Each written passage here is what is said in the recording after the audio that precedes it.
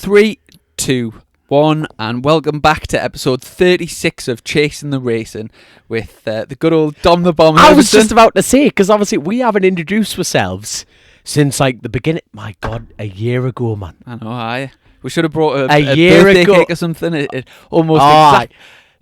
almost exactly to the day this is out, the first podcast. I think it was Thursday last year as well, so pretty much bang on. And how the time's flown, eh? I tell you what, that's absolutely terrifying. Now, it's mad. Like a year ago yesterday, and sorry to bring this straight up, but a year ago yesterday, I lost one of my best mates. Holly, like he passed away a year ago. And you just think, where the hell is that gone? Right, the first episode, it was just after Holly's funeral, wasn't it? Or was it the second episode? It was Holly passed away. I was actually working down country, and then I travelled up and we did the first show, and it was just, and then the funeral, he was buried on the 21st of January, and it was just like, where's that gone, man? Mm-hmm. Where is that gone? But obviously, you know, he'll always be a miss, that round little hay bale with feet. He'll always be a miss. But it's but like, hey, Chrissy, what else can we say? Happy birthday. Happy birthday.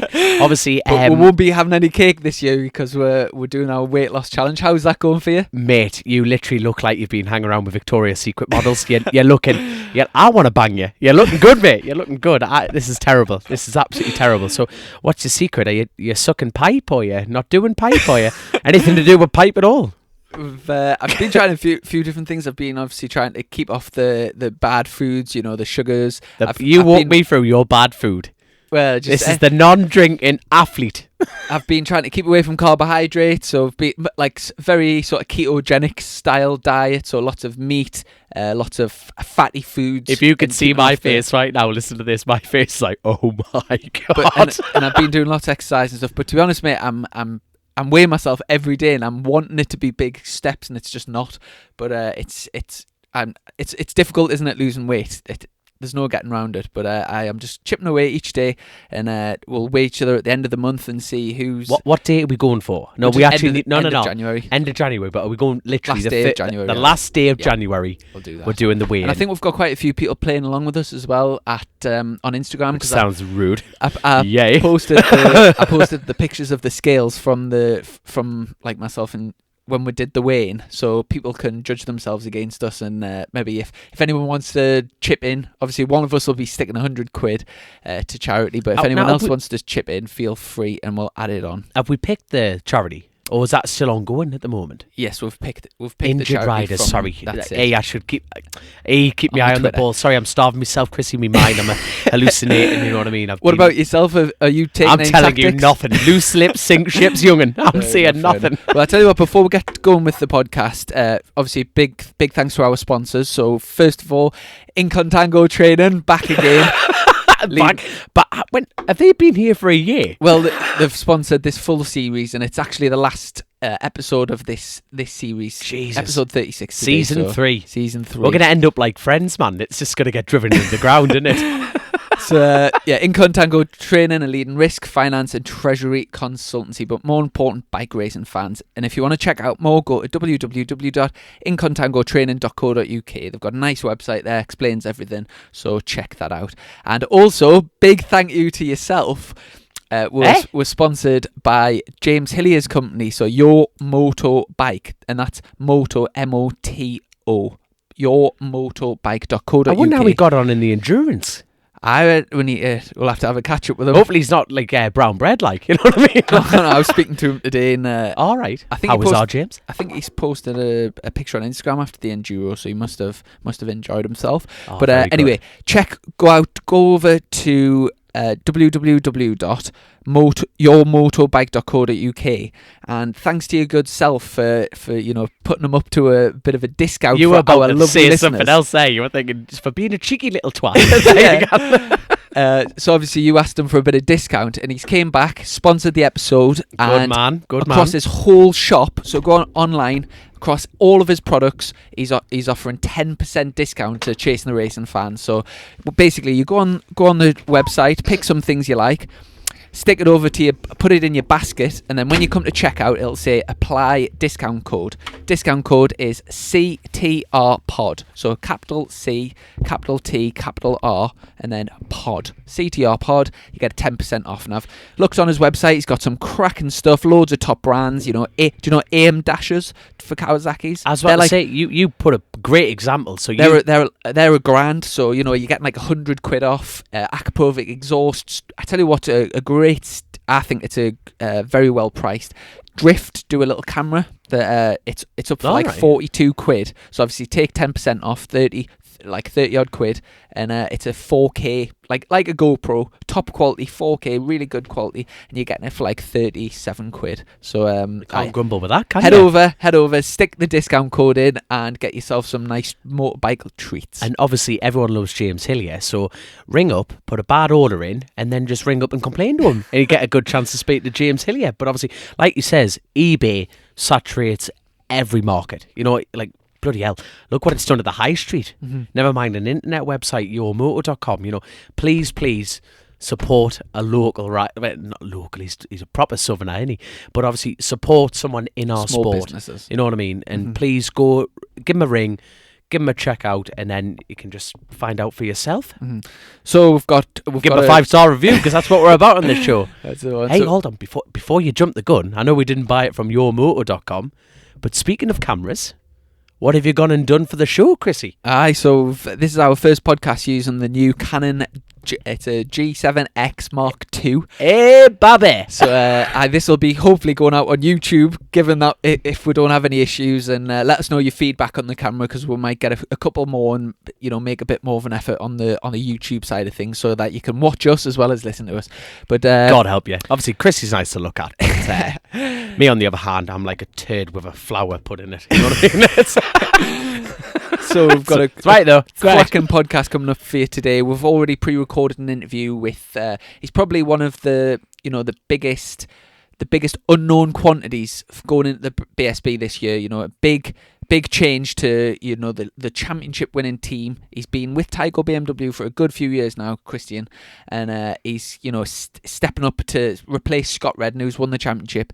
An amazing opportunity for him to shine, and what a humble way of getting it. Obviously, you'll hear that in the interview how he got it, but it was actually a bit of a shock to me. Now, don't get me wrong. At no point did he display any qualities of being an outright arsehole, but he's a proper grounded lad. He's not scared to say what he's got, how he got it, but he's like, it's just salt. Proper down to earth, and like I said in the interview, we're sort of classing him as an adopted Geordie now, because he's recently moved up to Bladen, so just down the road from us both. Now, if you ever been to Bladen, you'll know why we're laughing. The only thing that's good there is the road in, the road out there. I think that's harsh. That's harsh. When's the last time you went to Bladen? Exactly. You drove through it, man. You blinked. The Royal Mail place depots in Bladen. So if I ever get any parcels that are undelivered, I pop down to Bladen. Are they going to get set on fire, man? Would be like living in a skill in this. Anything could be happening. Anyway, so before we get on to the interview, we've got a few bits and pieces to talk about. First of all, I stuck a thing on the Twitter to mark our 1 year anniversary of setting up the podcast. Put a little shout out on the Twitter and ask people to get in touch with their favourite one-liners from the podcast from this year. And I said, you know what, my standout favourite is really early on in the podcast we were talking about Zarco, and it was like, what do French people do in the spare time? And you came out with an absolute corker classic. I can't remember this. Orgies. Oh, for God's sake. It's just so random. There's literally no logic to it at all. And it just Chrissy, that's me, mate. And people have got in touch with some fantastic one-liner. Do you have any standouts that you... Yeah, by the way, thank you so much for emotionally blackmailing me onto this show. Let's put this out straight. Obviously, this has been your love child. And you love it to bits, and you put so much hard work into this, Chrissy. You just needed a fall guy, which was me, if it went tits. So thank you so much for, hey, for putting on. I'm feeling emotional. It seriously has for a lot of the weeks in the year. It's been like the highlight of my week. So you'll just get Emily, if you're listening, step it up, Penny. Get some licorice underwear on. Do anything you've got to do. Step it up. Seriously though, you get into the day to day, going to work, whatever, training, whatever, and it's nice just once a week to sit down, talk about motorbike racing, get a good guest on, have a laugh, and I'm not just saying it, I thoroughly have enjoyed doing the podcast, and obviously we've had some really good feedback, lots of reviews and stuff, other people enjoying it, and we get a few sort of private messages from people who maybe are having a bad time in their lives, and they'll send us a message. It could be worse with you too. Send us a message just to say how much the podcast's helping them get through hard, and things like that literally are priceless to me. Definitely.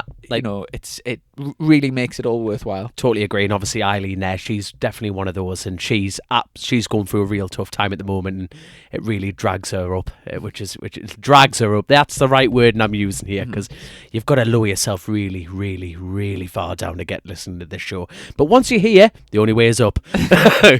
So I've got a couple of your one-liners that people have sent in. I'll let you now. I'll let you read them out. There's 3 on there. So these are one-liners that people have sent in. And obviously, you don't actually listen back to the podcast, so you probably forgot about these. I've not listened to one. So the first one. I'm trying to put in context why I would have said that. That's quite awkward, to be fair. So that's a particularly good one. Like a teenage boy discovering tits and cocaine at the same time. Why did I say that? That was that not doing the TT for the first time? Yeah, that sounds about right. First lap of the TT, I think. Oh, this is a good one. This was last week. Stop crying, Chrissy. It's just a man's penis. That was the Hilio one, yeah. Oh my god. And obviously, what was the first episode called? Missing Finger. Missing Digits. Missing Digits, aye. So. Missing Digits? My god, happy birthday. And obviously the top one we've got here is obviously the demo in here. Don't stick your finger where you wouldn't stick your cock.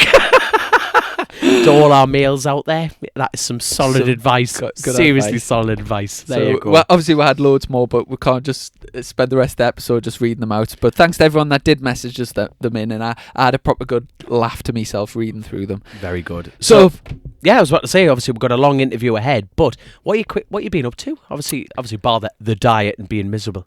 I'm miserable. Not a great deal. One of my main focuses has actually been losing weight. So I've been doing my best to eat really well, like doing plenty of fitness and just trying to be in a calorie deficit all the time. So it's difficult, but I am enjoying the challenge. I've also recently started just beginning to read Michael Rutter's new autobiography. So the idea is Life of a Racer, isn't it? Yeah, I'm going to try and get through it. It won't be very quick because I'm busy, but I will get through it at some point, and then we'll get him on the podcast and we can have a good big crack. You told us last week you've been doing a bit of reading as well, haven't you? I've been reading. Well, hold on. I've read it on the flight over to Ireland. I haven't had time to get back into it, to be fair, but I've been reading a recommendation from your Bounce. Absolutely brilliant, man.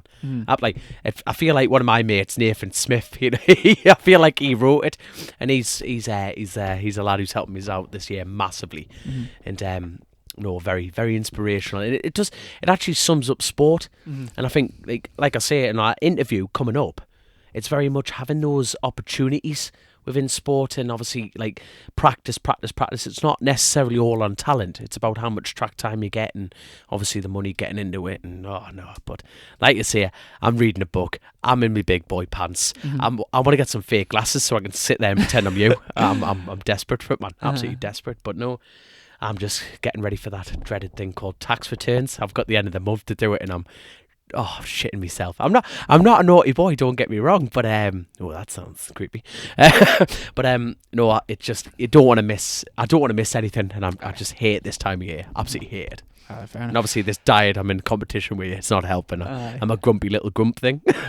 I've another bit of reading I did is I don't usually read magazines that much other than UK Club Sport magazine, of course. Naturally. That's the only one I get each naturally. month. But I picked up Motorcycle News recently, and John McGuinness... Don't tell Zoe. John McGuinness had done a fantastic... it was like the top 10 best TT riders in his opinion, in order. Right.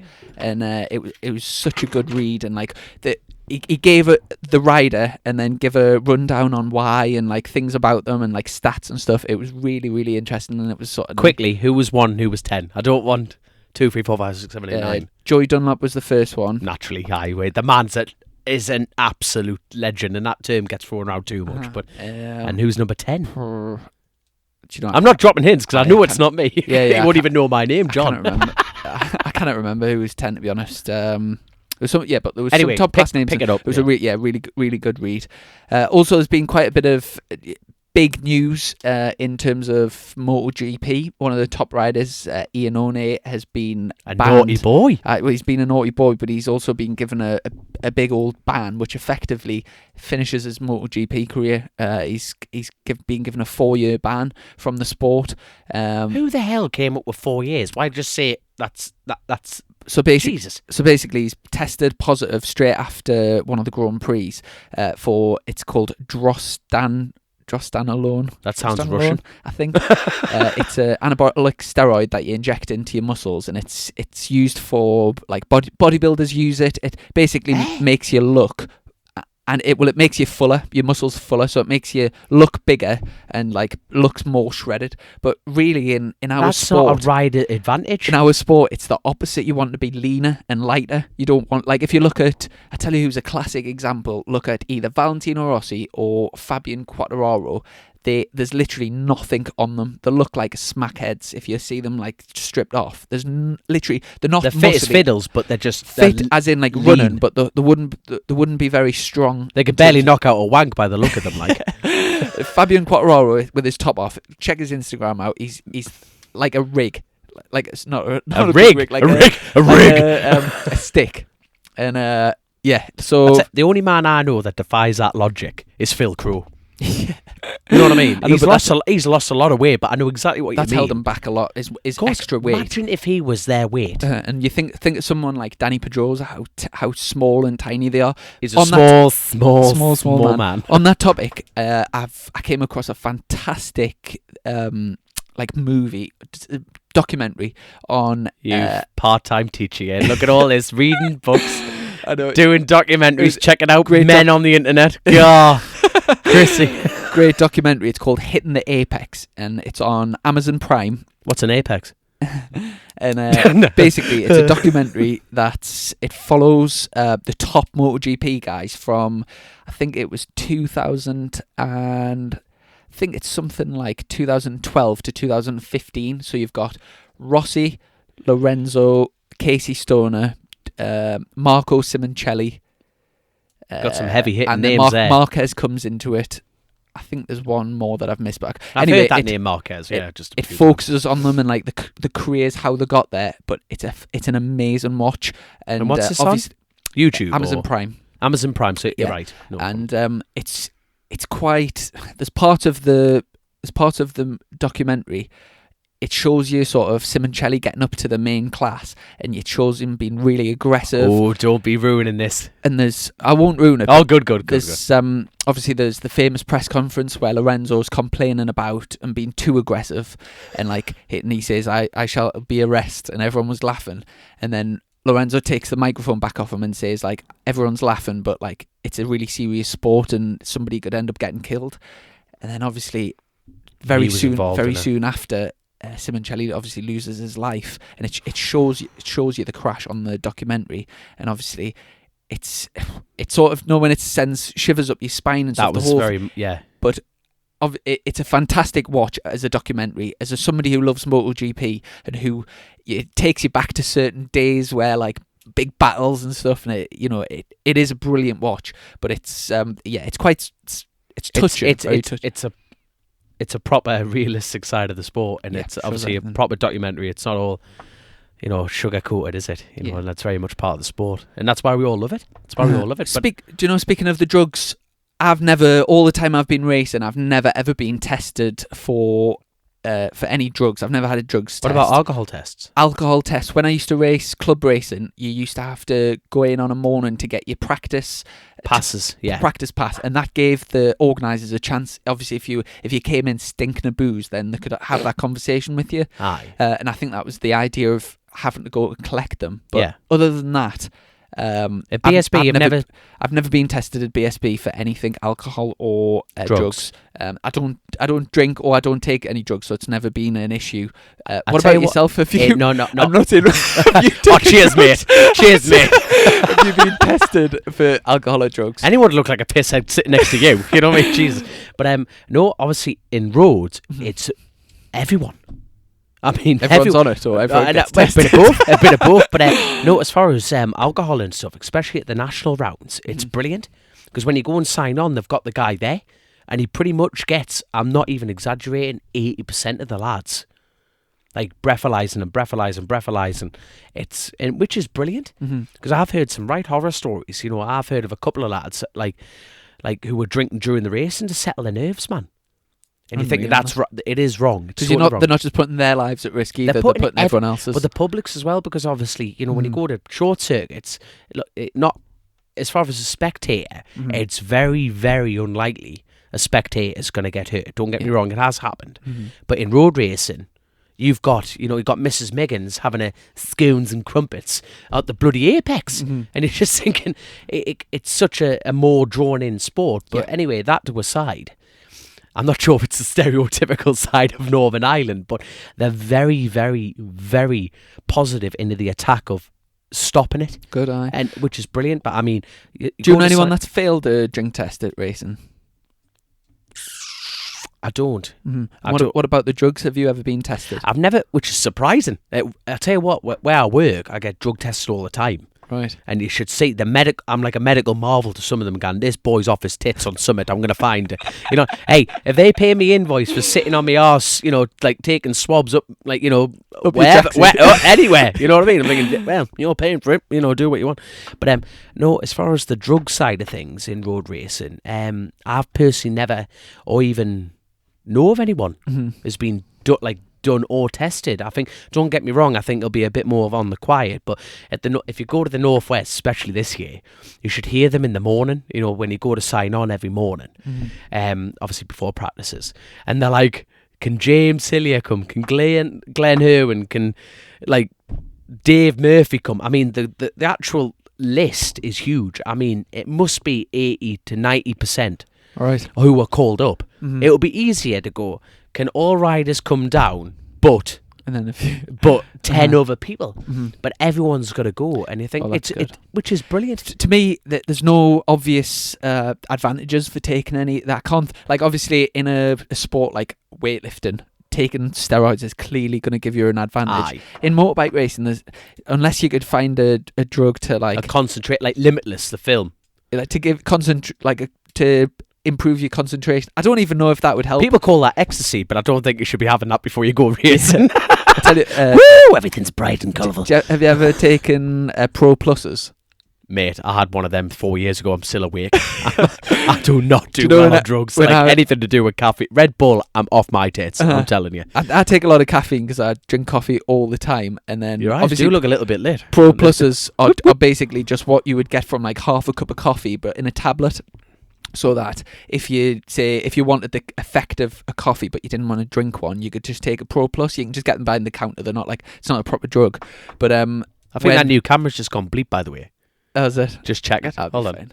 Oh yeah, it has. Oh no, we're having a system failure. I don't know. Here. We'll keep going. You want to keep going with the flow? Yeah, we'll just keep going. We're having a technical here. You've just spent a fortune on this. I don't want to fix it. So your dedication's on the line here. Fix the no, carry on. So when I was at university, when we had like big assignments and big tests coming in, we'd be in the library until like we used to do all nighters in the library. Where it used to get to a point where sounds wild. Someone would go, yes.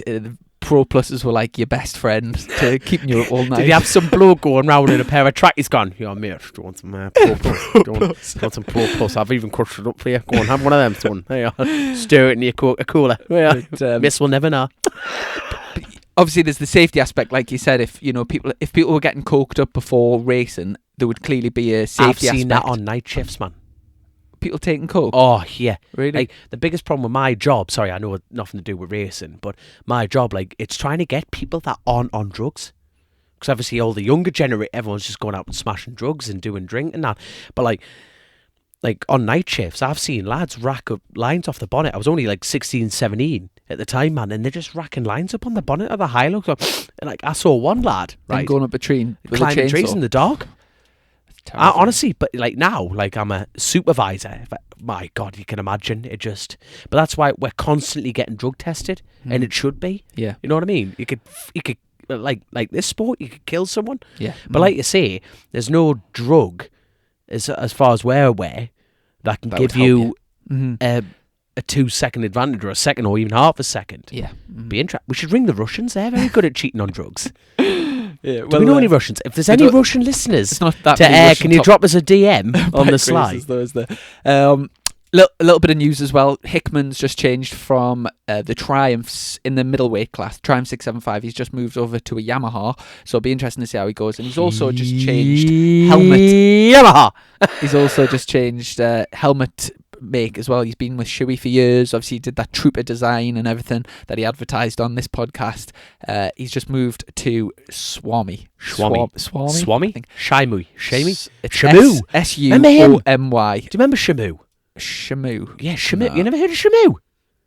Wasn't Shamu the whale that, like, Waterworld, that used to, like, splash kids and that? I'm not sure. My God, Chris, you get an education. Shamu, he was in captivity. It's a crime against nature. It's a big orchid whale thing. That's the in a fishbowl. That's actually a really good watch on Netflix. It's called what is it, man? So Peter Hickman, sponsored by Show Me the Whale. It's anyway helmet. Get yours now at SeaWorld.com. Dovey wears them in MotoGP, and it's a well-known brand, but it's not that big at the moment, I would say, in this country. Hold on. We've got the world's fastest road racer in them now. They're going to sell like hotcakes.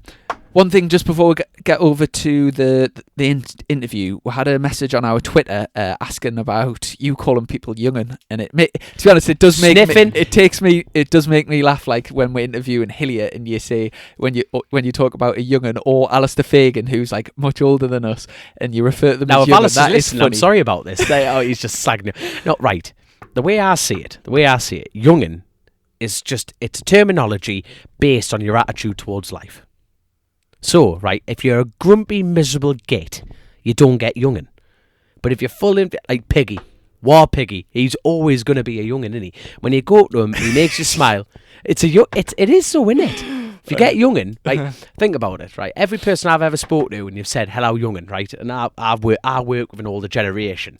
And if they're smiling, they're laughing again, hello, young'un, they instantly get a smile on their face. Mm-hmm. You make them feel younger. Mm-hmm. But it doesn't matter what age you are, it's about your attitude. And if you're full of life, full of oomph, you're a young'un. I think it's a northeast thing as well, isn't it? Like, I do hear young'un, but I don't use it.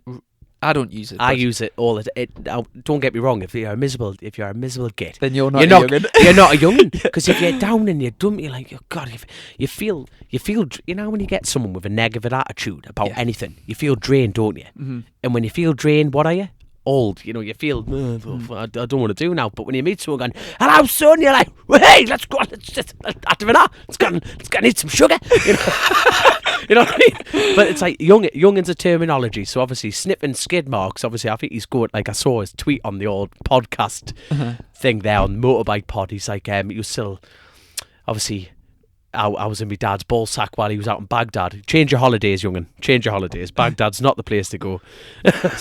Speaking of like terminology, like young'un, places all around the country have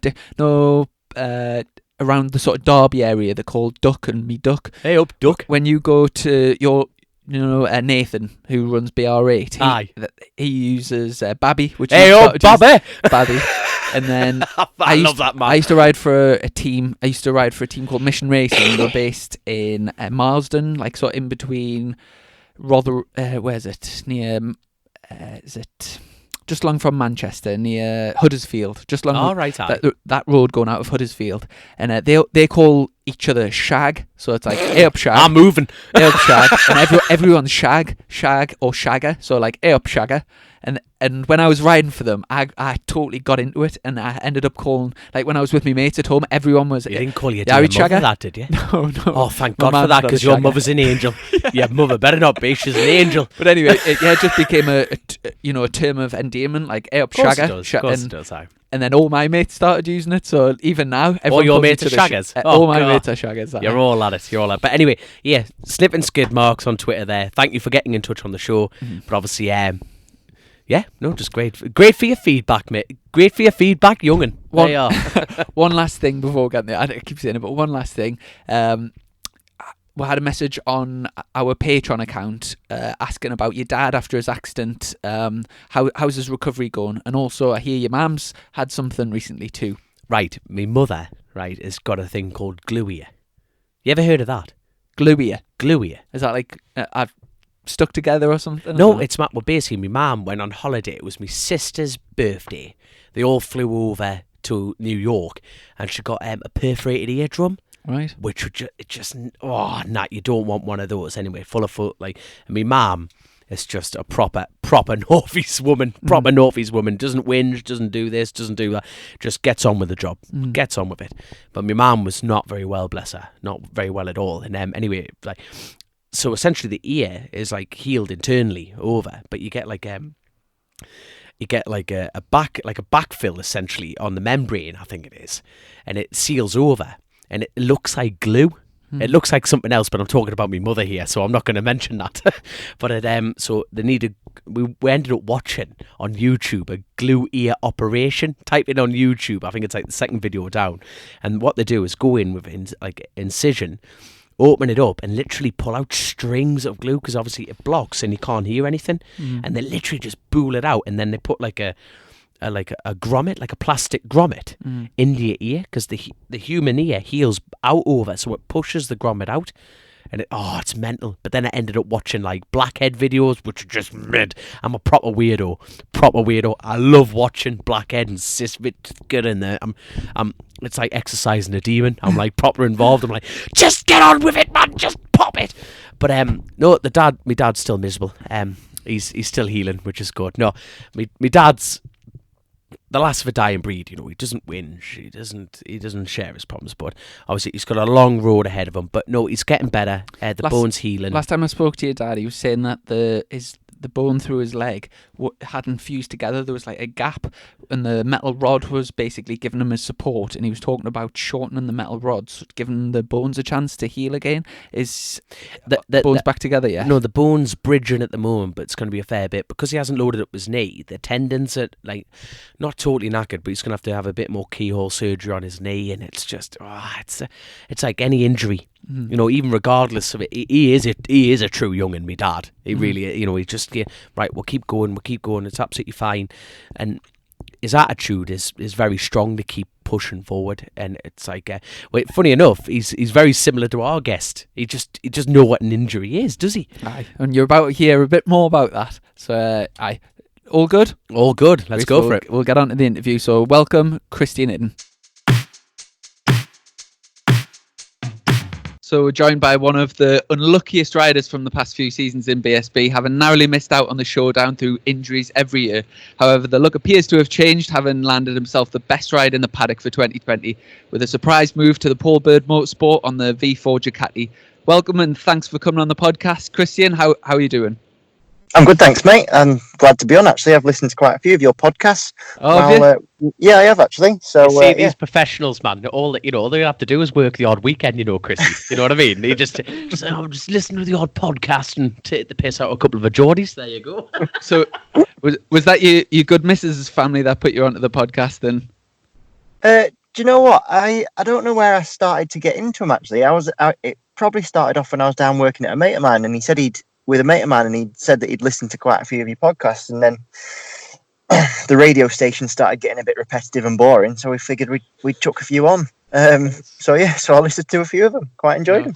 Oh, spot on. And speaking of your missus, obviously you're now an adopted Geordie. Don't cross any lines here, Chrissy. We don't talk about each other's misses as well. So you're now we're claiming you as an adopted Geordie now. So is it right that you've moved up to the northeast? Yeah. So I'm all my life I've been just southeast side of Manchester, and I've just literally in the last 6 months or so just moved up to Bladen, so just outside Newcastle. Oh, the Bladen races. And how are you finding northeast life? It's all right. I mean, to be fair, like I'm bedding myself in very gently. I've never lived with anyone before. It's not anal sex, mate. You just jump in.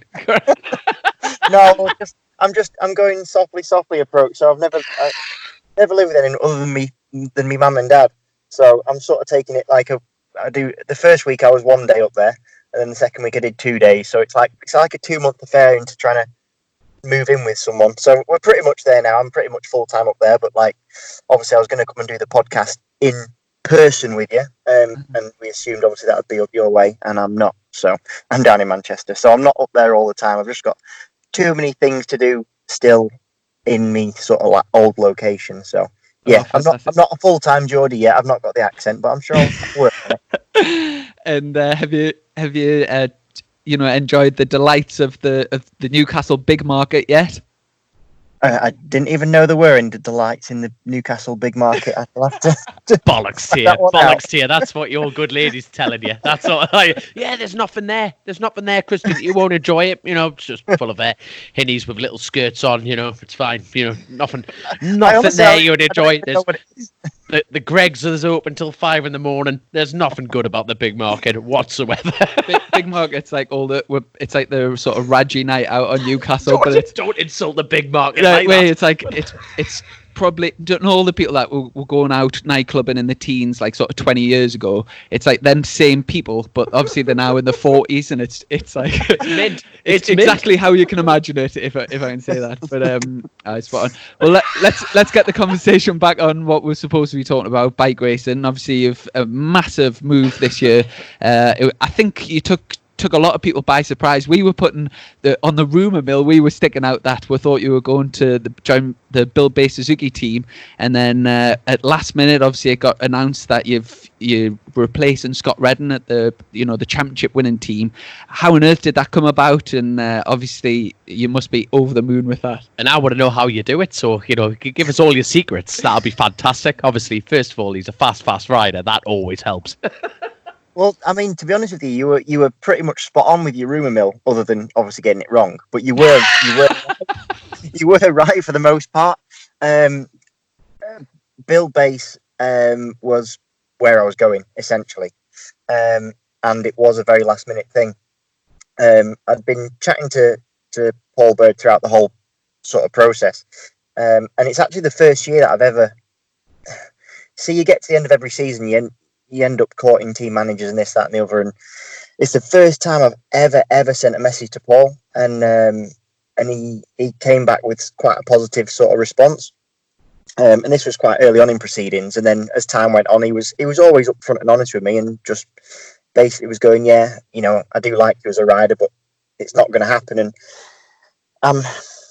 I may look daft, but I'm not completely daft, and I know how the job works, and I knew that I wasn't the favoured rider for that seat for numerous reasons, and then I don't know, it was just, to be honest with you, it was probably down to it winning that stupid wooden spoon cup, and I got in Park Ferme, and Birdie says come and see me later at the last round at Brands Hatch. So I did, and he went, yeah, let's do it. So it was sort of out of the blue. It took me really by surprise. Although we'd been chatting, it still took me by surprise because it was never a seat that I was going to get. But by the same token, because the seat was always there was no sense in, not still sort of waiting to see what happened, and it came good. So yeah, it really was a weird one. But the conversation that we had post Brands Hatch was, straight after Park Ferme, it was kind of like he just sort of went, yeah, let's do it. And I drove home that night, and I was thinking, what are we doing? I wasn't actually too sure. I spent 4-hour drive home, like thinking, is this the best day of my life? Is it like what has actually happened? So thankfully he texted me back the next morning going, yeah, I was definitely like, I was telling you the truth, like we're doing it. I was like, right, mint, we're good to go. So then obviously I had to keep it under my hat as well for a bit, and I had to let I had to let the other team know that, obviously, like I said, I've been speaking to, and they were really good about it, because we had gone, we'd gone quite a long way down the line in terms of deciding that pretty much that was what was going to happen. But then obviously they were very understanding, given that the opportunity that's been presented to me. So yeah, I appreciate that one. So obviously you've just described to us that amazing moment. Now, the mad thing, I'm trying to put it into good words here. It's a bit like I've only really just started to get to know you. Not only because of Chrissy and the BSB and everything, and obviously the injuries that you've gone through this year are just bleeding phenomenal, and how you've been able to keep getting back on a bike and, quite frankly, being at the sharp end. You're not taking the piss. You're not just there making up the numbers. You're totally being... You're like a tic-tac in a box. You've just been rattled to an inch of your bloody life, and you still be able to compete. So... obviously, how's your pressure feeling going into next year? Hopefully being injury free and, like this huge opportunity. So how's your mindset towards this? Yeah, I mean, I realise that this is the biggest opportunity so far in my career that I've had. Probably secondary to the MV Augusta World Supersport ride that I got. But this now, when you go on the bike that is obviously perceived to be the best bike out there, and with the team that has the track record to prove that it is the best team out there, and going 1-2 in the championship last year, then obviously that puts all the onus on me as a rider. But all through a rider's career, you always chase the best opportunity. We're all like jockeys, so it depends so much about the horse that you're on how well you can do. So it's never ever a level playing field. So I've always tried to pit myself against the riders that I've been against, because the golden rule in racing is to always beat your teammate, and I've always done all right at that. I've had a lot of teammates, especially through the last 4 years. I've had a lot of lads alongside me, and a lot of very good lads, and I've always been able to pretty much see them off. I'm sure they'd all argue otherwise, but it's always been pretty much in my favour. But I've just always had, I don't know what it is, just every season there's a story, and every year I get to every year and I think, right, no stories this year. But racing's not like that. It's you get a silly little niggling injury or something happens. At the end of every year I do like a little book for sponsors, and you actually forget what happens during a season and the number of little things that have gone on. And every rider's little storybook would be the same, full of not excuses but reasons why things did or didn't happen. But it is quite amazing when you actually put it all together. And just this last 3 or 4 years, I've just taken a bit of a beating, really. But I just don't want to give up on the dream. Is the honest answer. Damn right. And looking into the 2020 season, do you have a clear goal in mind, aspiration, or like specifically somebody you want to beat, or like British champion, British champion? Well, yeah. I mean, like Dom said, I mean, I'm not the. No, go on, say it from your balls, mate, from your balls down the phone right now. I am Christian Iddon, and I'm gonna be British number fucking 1. Go on, do it with me. Go on. Doesn't matter. No one listens to the show. Come on, commit. No, say I am. I am gonna be British number 1. And it says how many listeners you've got, so I don't dare say it. There's too many people Six. listening. Three of them are me grandma, and me other mum. So go on. Just tell us, British number 1. Go on. I only ever go racing for one outcome, and this year I've definitely got the package underneath me to make that become reality. Previous seasons, I felt like I should have had the package, and it never has come to fruition. But this year, there's pretty much no denying that it is. All the stars should be aligned, so it's on me. Oh, good, Matt. Well, that's the honest way of doing it. Definitely. And obviously, Dom mentioned about riding through injuries. I remember commentating on a race myself when I was out injured at the time, Silverstone 2018, and you had a tremendous crash on the Saturday.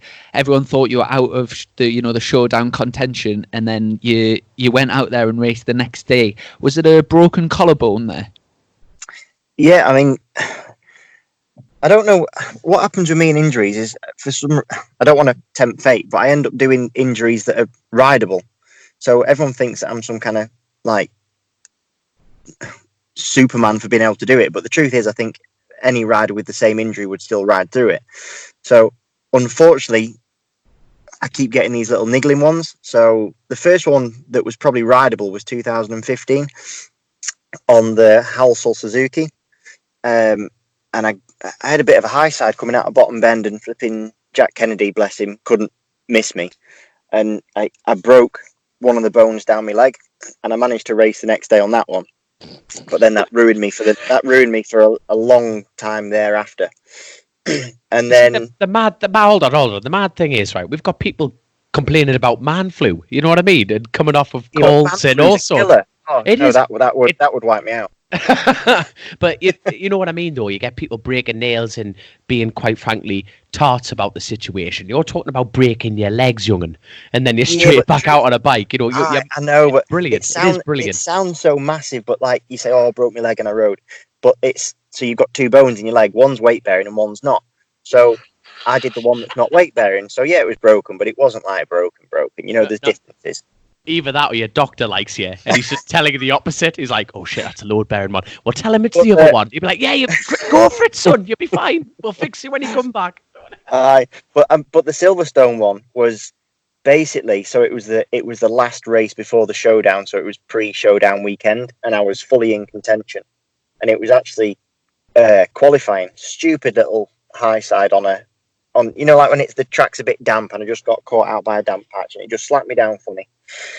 And I was like, yeah, that horrible moment where you knelt on the flipping grass and you go, oh yeah, that's, you know, I get this sick feeling. It's not necessarily pain, but I get a sickness. Mm-hmm. So that's when I know that I've bust something, and I felt sick. I was like, yeah, that's it, broken it. And I thought, and for that split second, you think, like, all the effort that you go through, which everyone does, and it's all ruined in one little slight error. I went to the med centre and they x-rayed it and everything, and yeah, it was fully broke, like quite fully broke. It was a feral. I remember the x-rays got tweeted all over the internet, and it was like a proper snapped in half. It wasn't just like a little fracture.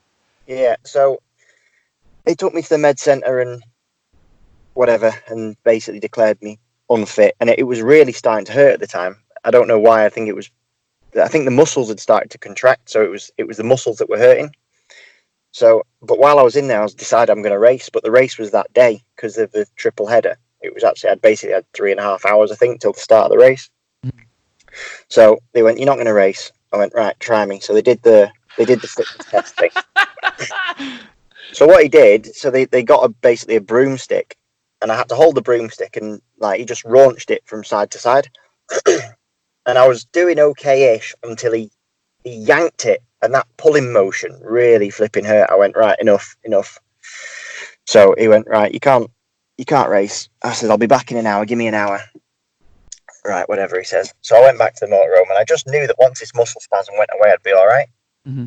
So I went back to the motorhome, got out my kit, got all sorted, went to the physios. They strapped so much strapping around just to hold it in. They basically built me a new collarbone just by strapping, you know, that special funny coloured tape. Yeah, the white stuff. And it was unbelievable. Mm. And so then I went back to the med centre. I went, right, do another fitness test. So he got the broom out, and I knew that the only way he could hurt me was by when he yanked it. Mm. So all I did was just pushed him clean across the room. So I knew if I kept pushing, he couldn't pull me. So I kind of cheated the task a little bit, but we got through it, and then he still wasn't happy, so then he wanted some press-ups. So I'd done some press-ups, and I even done one on one arm. So then it was like, right, that's it, good to go. So went out and raced, and flipping ended up breaking down. But I think I got fifth in the first one, and then broke down in the second one. And I was racing against didn't get any points that weekend. And then we had fault in the last one. I missed out by 2 points or something. Yeah, I remember it, and you proper went for it as well at one of them. I think you took the lead of the race, or went up to like second or third or something. And you know, it was at one point it was, you know, looking like Mission Impossible. But I think you have sort of built that reputation up over the last few years as being, you know, like a really tough cookie, and like no matter what hits you get, Knockhill this year broke your leg, and was it the following race you were back, or you didn't miss much anyway? No, yeah, I was so. Although I've had all these injuries, I've actually not missed a great deal of racing, just because I've had to ride through them. But it's just, like I said, it's the necessity to do it because you know what's on the line, really. So if you know that one in the showdown, I knew that at the point of going out there, I was seventh or something. So it wasn't like I was fifth and somebody could knock me out of contention. It was that I'm out. So that means if I don't score any points, then I definitely can't get in. So if I don't race, I'm not in. Whereas if I do race, even if I scored 1 or 2 or 3 or 4 points, I've got more chance than, you go from it's an impossibility to actually, if I just go and ride and I do all right, then there's a chance. And I always try and work on, if there's ever a chance, then that's what I'm going to work on. So that's what happened. It never worked out for me yet, but Bloody hell. Well, okay, let's go back a little bit here. Now, that mindset, that keep going mindset, even through injury. Now, where did that come from? Now, obviously, Chrissy's been telling us that you're a very, very, very successful supermoto rider. Tell us a bit about that, and how did that attitude grow from there? And, or was it just totally fuck it, I'm going to be British champion? That's the end goal. And the goal, I won a British title in motocross. I won quite a few in supermoto. And basically, I came into road racing because I wanted to, or short circuit racing because I want 3. Bloody hell, hold on. So what age did you first get on a bike then? If you've done motocross, supermoto, bloody hell, you've done a lot in a short space of time. Day dot really. So my dad he tells me he was a successful racer, and he's got some pictures and stuff. So, to sort of prove it, although he's got they're on video, and okay, hold on, before we go, a lap at Donington takes 3 minutes. In fact, I remember the first time I went to Donington, and I was on a KTM RC8 thing, and he went, "Are you taking Craner curves flat out?" I went, "No, Dad, of course I'm not taking Craner curves flat out." He went, "Well, you should. We used to." Right? I said, Dad, I says, you're off your head. There's no way you can take Craner curves flat out. So I went and spoke to the guy who was basically the best in the KTM Cup, and he went, "No, don't be so daft." So I says to my dad, I went, "What on earth are you on about?" Anyway, I then saw this video of him going down Craner curves. The thing wouldn't do more than 35 mile an hour. It's no wonder it started out basically from day dot because my dad was racing, so I was pretty much on a bike from zero really, and started motocrossing at 6. And I was pretty good at it, but like I said, I won 1 British title, but I was never going to be good enough. That was pretty clear. I had a little stint at downhill mountain biking because my dad ran the team, but I wasn't really keen on the getting back to the top of the hill bit, so that didn't last very long. And then my dad had always sort of asked me about the short circuits, and I'd never been interested. And even to this day, I still prefer the off-road side of motorbiking. I really do. That's where my heart lies. That's my passion. Do you do a lot of training still within because you don't just switch that off overnight? Do you still get off doing off-road work? Do you do a bit of training, motocrossing or not? Yeah, I do. Yeah, and I do enjoy it, and I probably get more of a buzz out of that than the short circuits. And the supermoto thing, and I don't do supermoto anymore at all. But that's more because it's not as viable as it used to be. So my dad had always asked about, do you want to do short circuits and this, that, and the other? But he never pushed me. My dad's not one of them pushy parents, and he's sort of the opinion that if I didn't want it, then I was never going to be successful. So he never actually sort of pushed for it. And then I sort of started to come around to the idea and was like, yeah, actually, let's have a go. But I'm not badly off. I'm not going to do no sob story, but we couldn't afford to go straight into short circuits. And actually, supermoto at the time was sort of like this up and coming thing that was actually it was in quite a boom at the time, and it was a good way for me to get accustomed to having slick tires on tarmac. And it's actually like a really perfect way to move from fully off road to go into tarmac because you've got like this full on halfway house. Mm-hmm. So it was never really intended for me to stay doing it for as long as I did. The truth be told, it was sort of like a bit of a stopgap while I sort of got myself going and got used to tarmac without spending a load of cash and sort of running out of cash before we went racing properly. But I got pretty good at it quite quickly and sort of ended up doing it for a lot longer than we intended to, really. is How the many trick. years is that then? You know, when you're talking a lot of years, how many years of being like the front end of Supermoto? I started in, I don't even know, but I started my first race. I was 18 years old, but I won the British title in my first season. Well done. Well, Yeah. but for some reason, I just took to it quite easily, and some things are like that, you know. And for some reason, it just worked, and I enjoyed it. And whatever my riding style, it just worked. We went straight to the European Championship straight out, and then straight to the Worlds. Not long after that, my second season, I was doing Worlds. So, but it is quite a nice, easy sport to pick up. The bikes are very forgiving. You can ride a lot if you want to go around Europe, especially.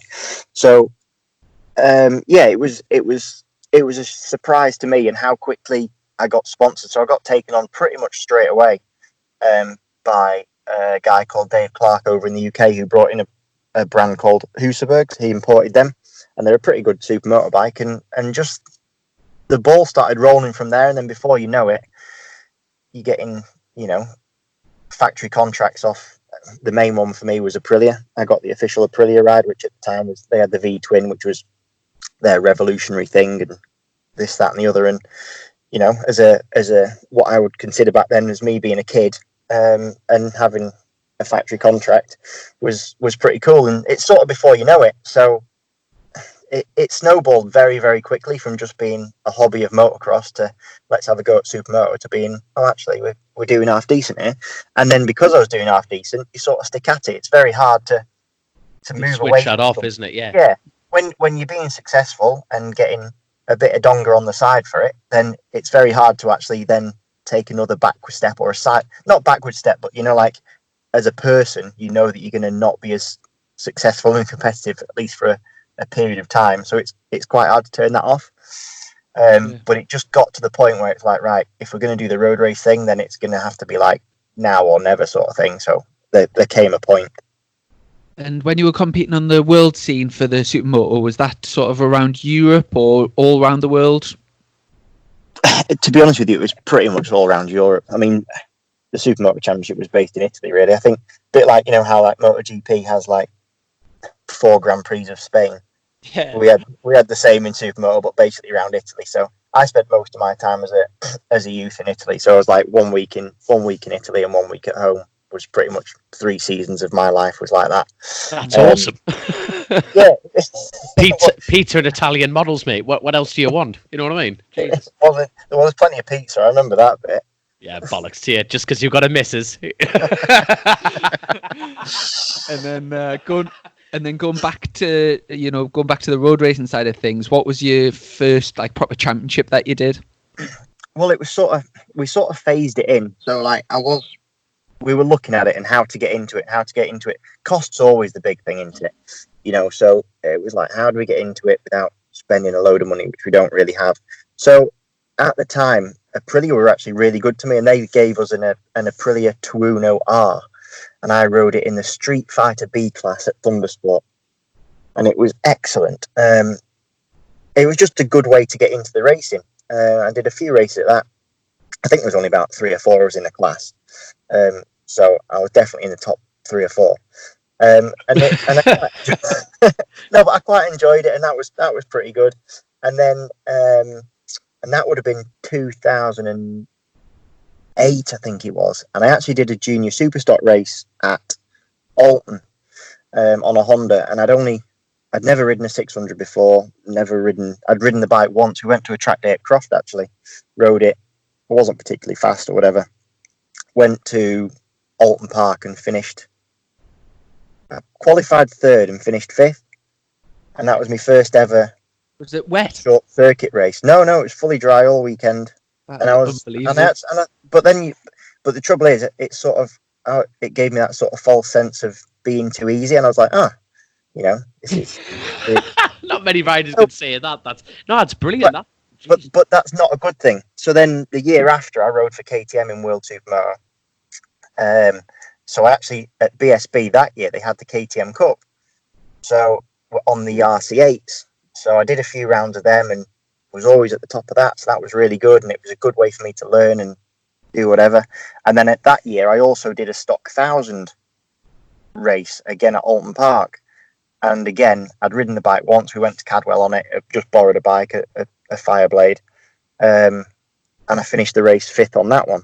So again, it was just like one of those things where you go, oh, actually, give me a bit of practice on this, then we'll get going. And then I decided, right, time to stop Supermoto. 2010, I convinced a team to take me on in Superbike.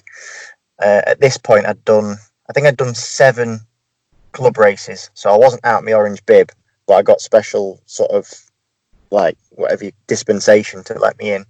So my 8th ever race was the first round of BSB 2010. Bloody hell! How did he get on? And how did he get on? I scored points in the first outing, and then at the can't remember whatever round Thruxton was. It was either round 2 or 3. I got into Q3 because I remember out qualifying Keogh, who was on the HM plant bike at the time, and I think I qualified 6th or 7th. But the season actually, to be honest with you, ended up being cut short. So it was a great introduction. But this is why I was saying the other thing is actually really bad about how easy I found it, because I came in almost like. Not arrogant. I don't try to be arrogant, but probably inside my own head, I thought, well, this is easy. I've got the talent to do this. Mm-hmm. So I completely underestimated that in tarmac-based racing, the team, the bike, all the surroundings is so important. And actually, in off-road sport, it really isn't. So if you go motocrossing, if you put the best motocrosser on a bike clean out of a shop, he will blitz 99.99% of the riders.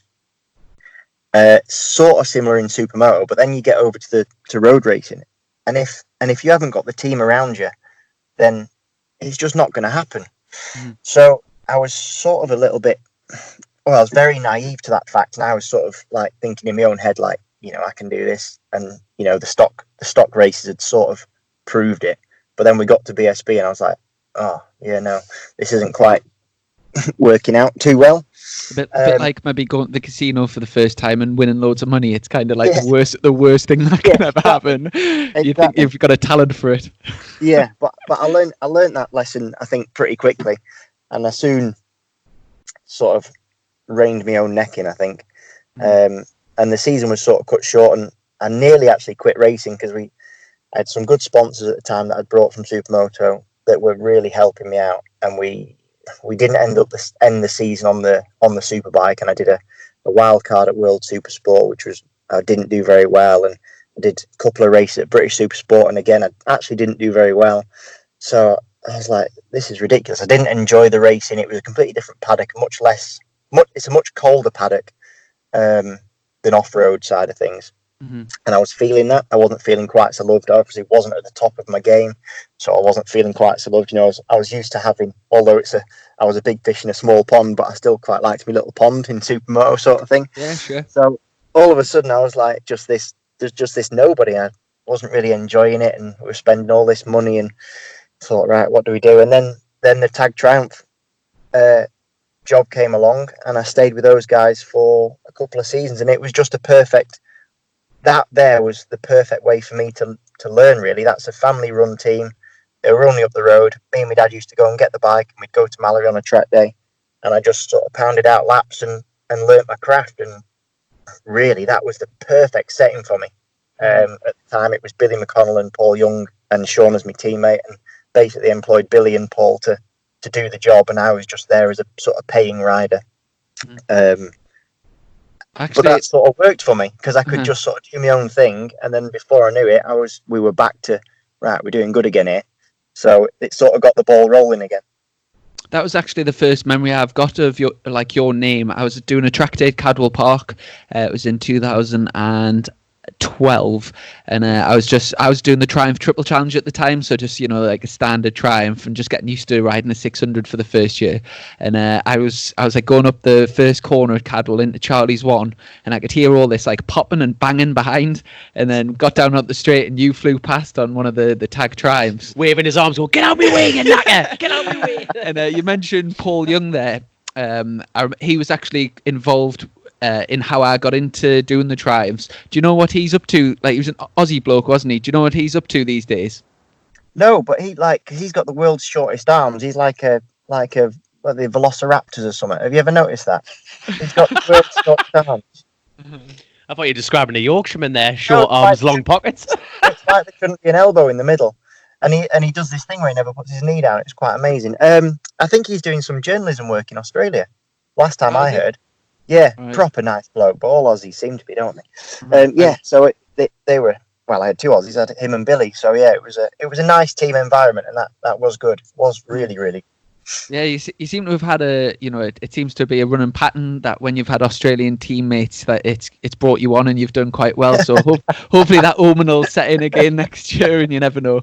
But and then going from the tag triumph onto what the next sort of time I remember you were in the World Superbike paddock. What was sort of in between that and what team did you join in World Superbikes?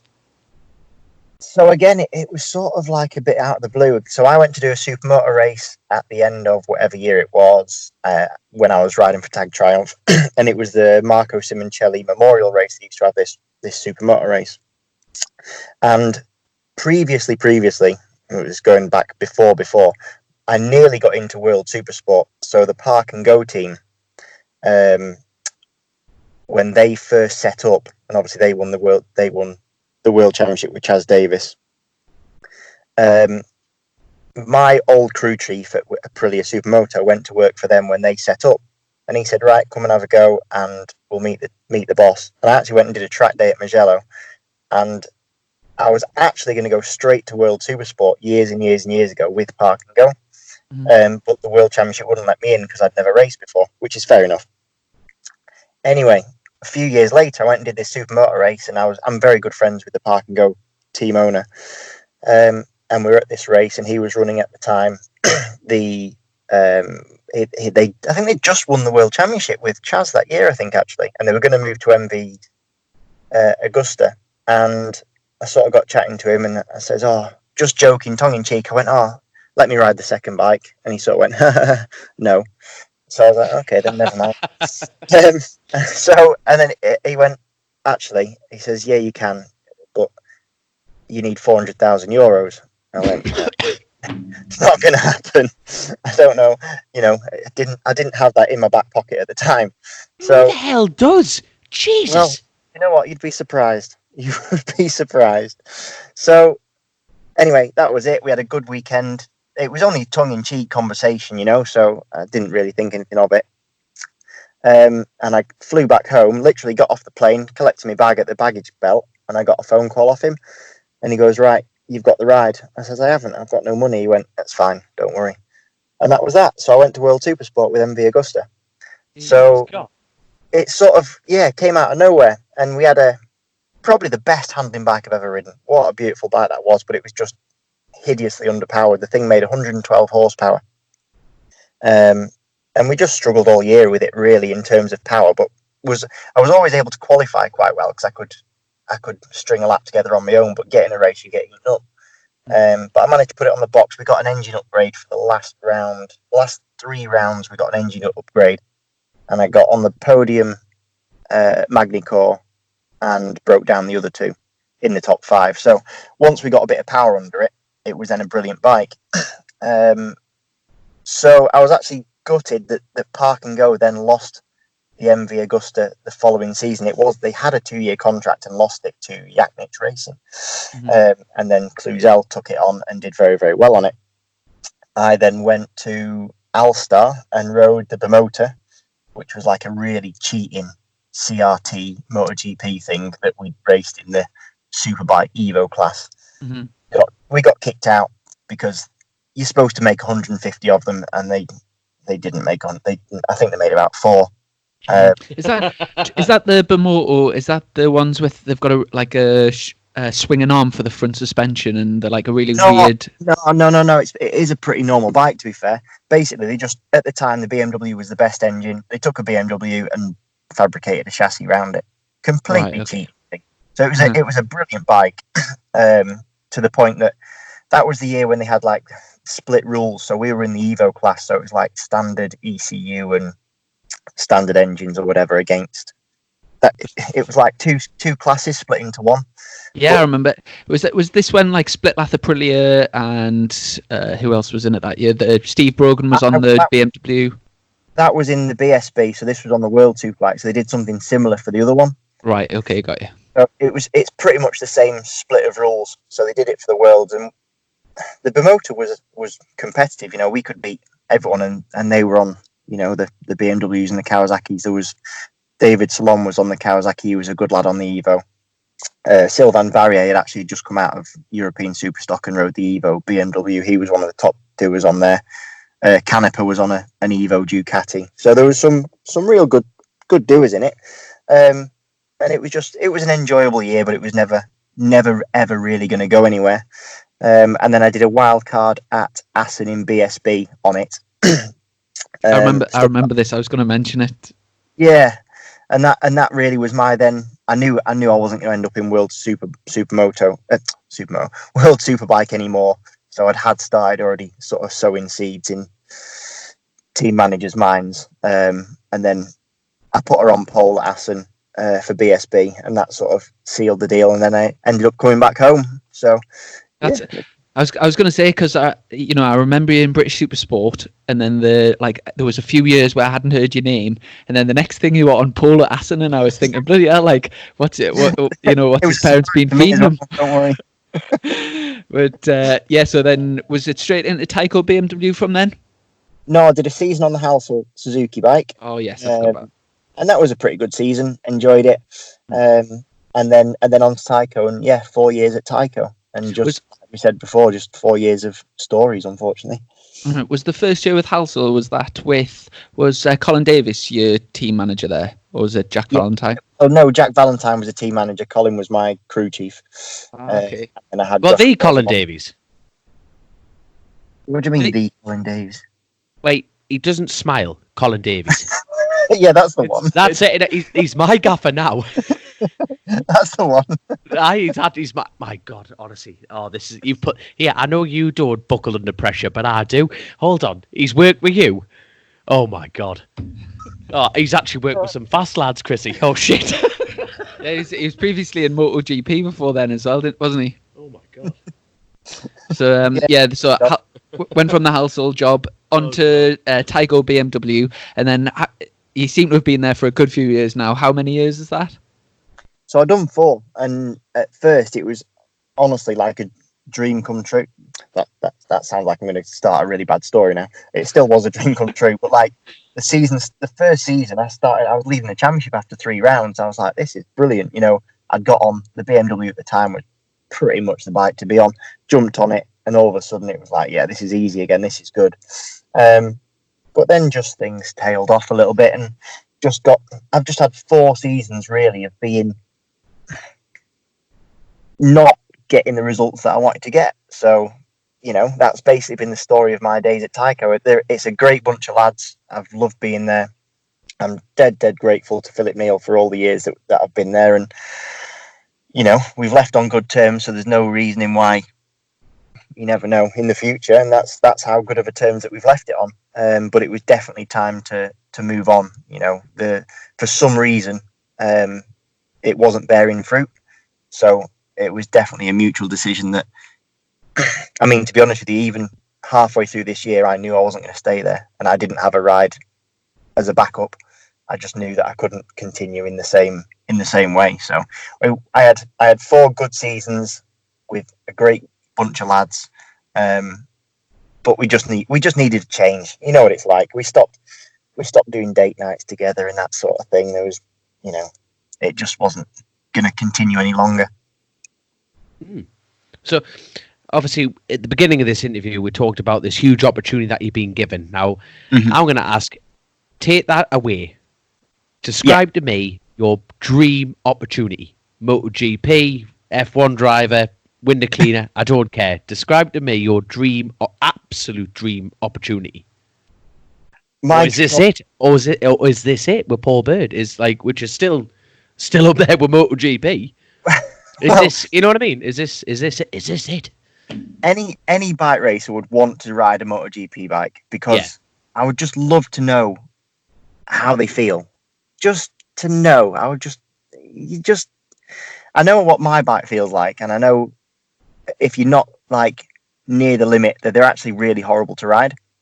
I want to know how it feels once you get to the limit on a MotoGP bike, and there's not many riders that do it.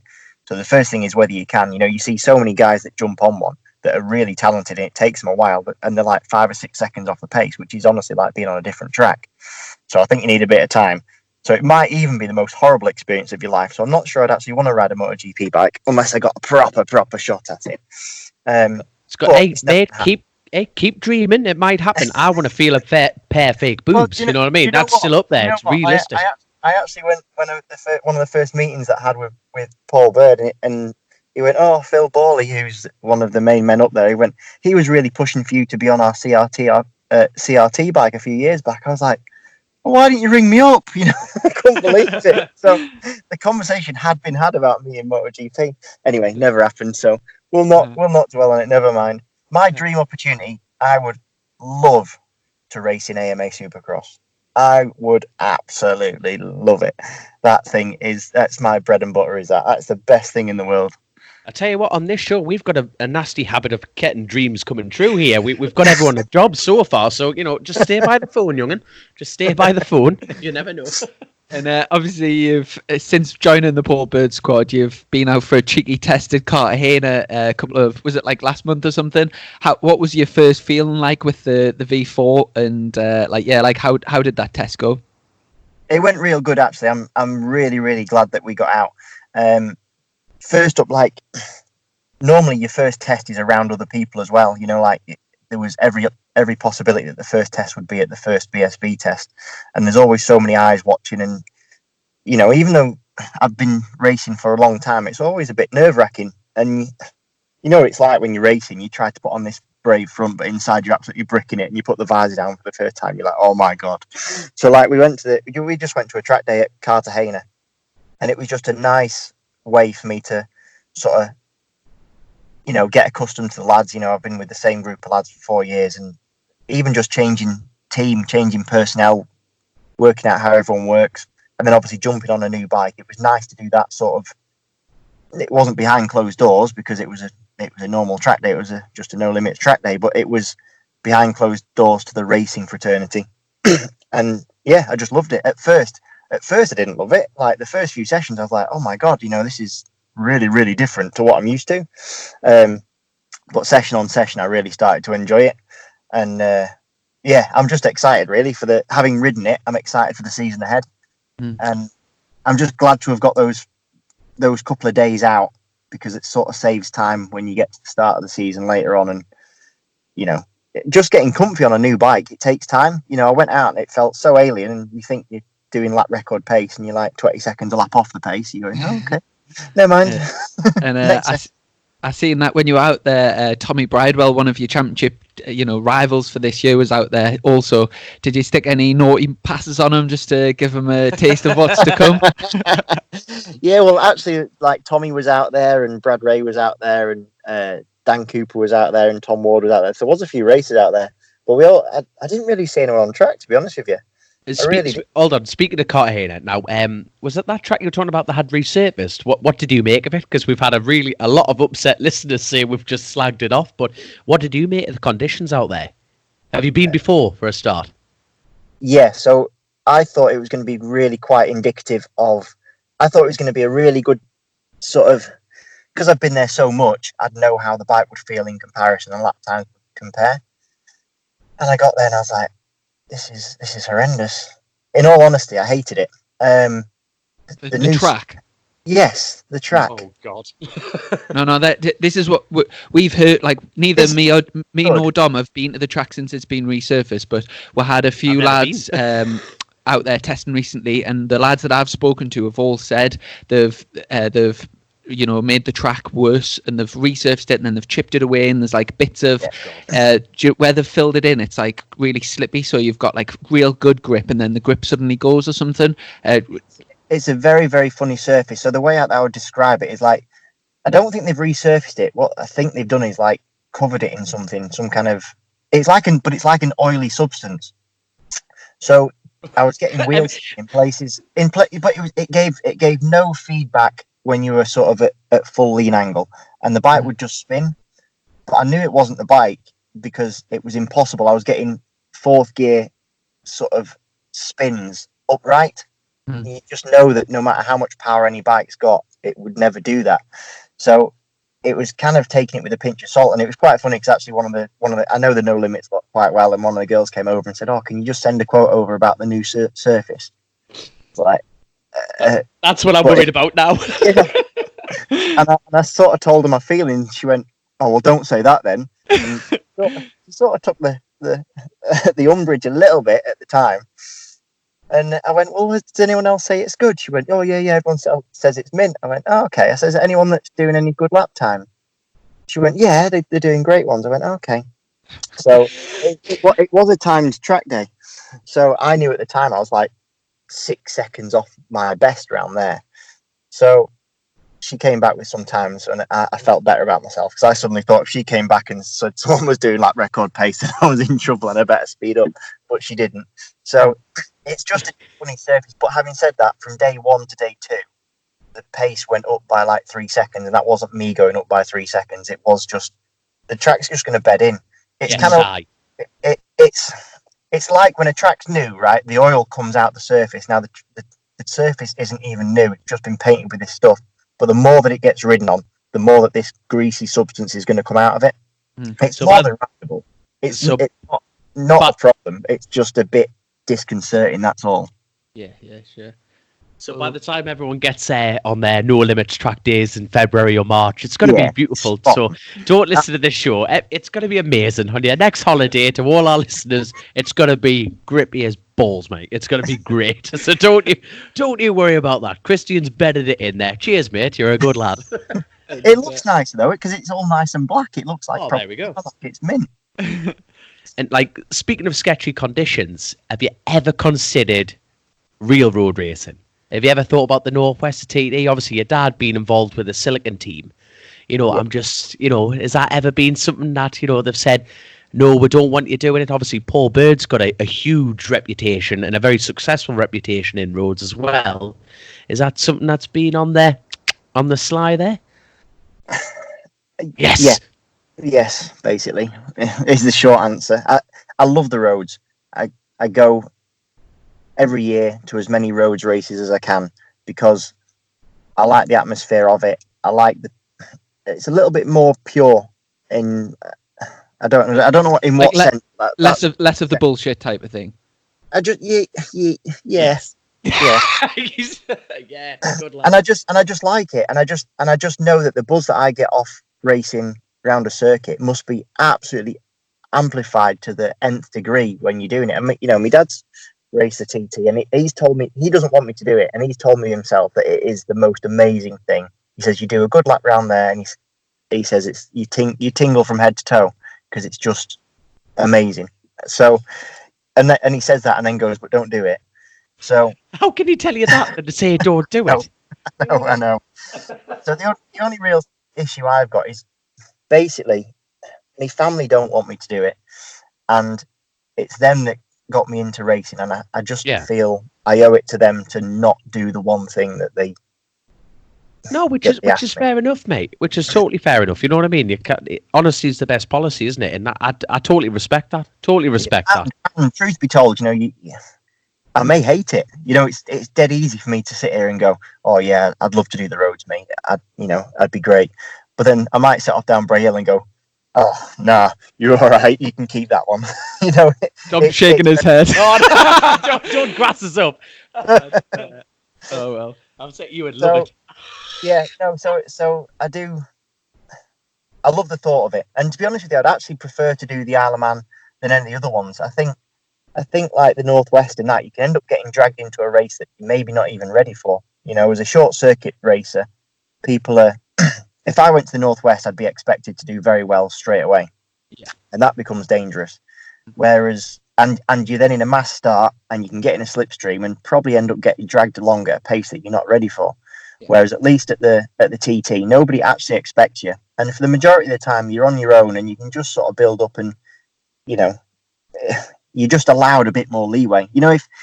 If I went to do the Northwest and I decided it's not for me, I'd probably get called a few names. If I went to the Isle of Man and pulled out because it wasn't for me, no one would really say anything. So it's a different mentality, even though the risks are sort of the same. Mhm. So in a funny way, I actually think going to the Isle of Man would be a safer way of doing it. Yeah. But as well, from a personal side, I don't know if you can be fully competitive doing both. Now, obviously, at the moment, Hickman's doing an absolutely fantastic job, but until he wins both in the same year, it's yet to be proven that you can do both. I think one has to detract from the other. Yeah. And I don't think that can be helped. Even if you don't think it is, I think subconsciously it can't help but do. You know, that it's a big thing, especially those 2 weeks on the island. And that must take it out of someone's season. You know, if something's going to detract from my end goal, which is what I didn't speak about before, then you know, then at the moment it's not for me. But who knows? And I know you mentioned earlier that you enjoy a bit of motocross training off the side, and I've seen before on like some sort of social media or whatever, you've posted like screenshots of like various fitness things that you've done, and you clearly like put a lot of time and effort into your fitness preparations. I once seen you like cycled from back home in like near Manchester, like up to, you must have been coming up to see Nicola in the northeast or someone in the northeast, and you'd done like, I remember seeing it, you'd burnt like 6,000 calories or something ridiculous. What sort of training do you do as like over the off season? What's your main focus? Yeah, well, I mean, that ride itself wasn't the best one. I hadn't long been seeing her, or not too long, so I thought, I know, I'll impress her, I'll ride to her house. Oh, I love those stupid things, don't they? They are. Well, it's 247 kilometers it was, but it's not. Jeez. Most lads slip into the DMs, but Christian rides like 6 hours up over the, you know, the, what is it, the right in the middle, isn't it? The Dales. Over the Dales and everything, whatever. Them, it's not. Is it Pennines that I went over? I don't even know. It's the Pennines. I could just see you turning up, honestly, dripping like a broken fridge, going, well, hey, babe. I think it was going to take me about 9 hours ish. She's sitting there with her knickers on for 9 hours. Nicola, if you're listening, God love you. You know, God love you. With me food in and everything, I was ready to go. But I did it when that flipping beast from the east, you know, that flipping weather storm we had. Yeah. So the warmest it got that day was -6. So I set off. Once I'm gonna do something, I've got this thing, right. So if I have to be accountable if I say it. So if I say it, I have to do it. So I purposely told my mate the night before, I'm going to do this cycle. So that meant that I had to do it because there's no getting out of it once it comes out of my mouth. So I set off at 6. It didn't get light till 8:30 because it was middle of winter or whatever. So I set off in the dark, pitch black. I had the worst headache by the time I got to the first village, which is only 6 miles away from me. So I didn't have any overshoes because I don't know why I didn't have any. So I had 3 pairs of socks on over me boots. Set off, and it was just the most horrendous journey ever. And I mean ever. It got to the point where I went over the Pennine bits, and I was still about 100k from Nicola's house, which is a good 3.5 hours on a good day, but ended up being about 6 hours. And it got to being like 2 inches snow, and I was on my roadie, bear in mind, which actually handles quite well in snow. And I thought, I'm actually gonna die because I had no phone signal. I was on top of the moors where I hadn't seen a car in 2 hours. And I thought, if I actually stop now, I probably will die. You know, like, no one's going to find me. So I just carried on. Oh, my God, imagine that. My gears had frozen, so I couldn't change gear for most of it. Or I had a camelback on, and that had frozen up. My eyelids had frozen. I couldn't blink because my eyelids at one point had frozen to the top of my eyes, so I couldn't blink. So there was like icicles of tears rolling down my eyes. And then at one point, I'd been sat down pedaling for a bit, and I got to like this hill, and I was stuck in a gear, so I had to stand up. I went to stand up, and my arse had froze to the seat. My shorts had, so I ripped the arse out of my shorts because they frozen to the seat. Oh my God! It was horrendous. So 12.5 hours after setting off, I finally turned up, and obviously being, you know, freshly caught in, I was like, I had been all excited when I set off, and once I got there, I just wanted a bath and bed, in all honesty. I just didn't want to do anything. And she's So, still with you. I My God. know, So you were late, it worked. horrendously late, and you couldn't deliver on the go. So what? It's a good thing The you can thing was, ride a bike, yeah, son, because your relationship deliver for stuff about a needs a month good later. tuning.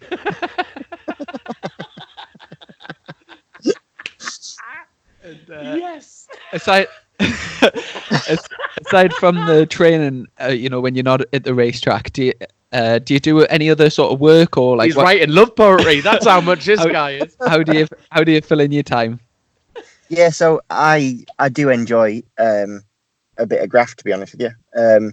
I probably only enjoy it because I'm lucky enough that I don't have to work. I have been looked after all these times, so it's not that I'm not getting looked after. It's just that I do enjoy going to work, and I go and work for lads who I like and do jobs Cut that I trees. enjoy. Today, well, the last couple of days I've been doing a bit of tree work. I often go and stay with a mate of mine who used to race down in Norfolk, and we work on the Norfolk Broads doing a bit of key heading. For a good few years, I was pretty much a full-time builder on the side of being a full-time motorbike racer. I just like something that gives my day some structure. I don't like being lazy, really. So if you know that from 7:30 until 4:30 or 5:00 that you're at work, then you know that you structure your day around that. So I quite like it, really. And Good man. At least you're not lazy like this school teacher next to us here. You know what I mean? 3 a day a week. You know what I mean? Oh God. So have a chat with our Chrissy here. You know what I mean? Look, he's a rock star, and he still goes to work. What about you, Chrissy? no, I do. I honestly think, like, I was thinking of taming it down this year to try and concentrate more. And I was thinking about it like earlier on a few weeks ago, and the reason I actually go to work is to make myself better at racing.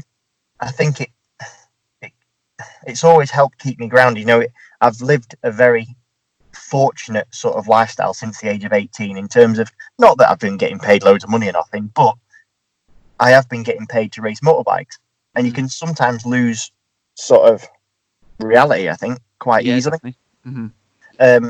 So I know exactly how hard it is to earn 100 quid. I know how many block and brick I can move in the space of earning 100 quid, So I know how many trees that can be cut down and put through the chipper. So it sort of keeps me grounded, keeps me around people that don't care about the fact that I race motorbikes, which is good, because you go to a motorbike race and you do pit lane walkabout, and people do genuinely look up to you, and it's lovely, but it can sort of end up getting to your head if you let it. I don't want that to happen. So yeah, I turn up after a race meeting and I make everyone's brews, and I think it's good for the head.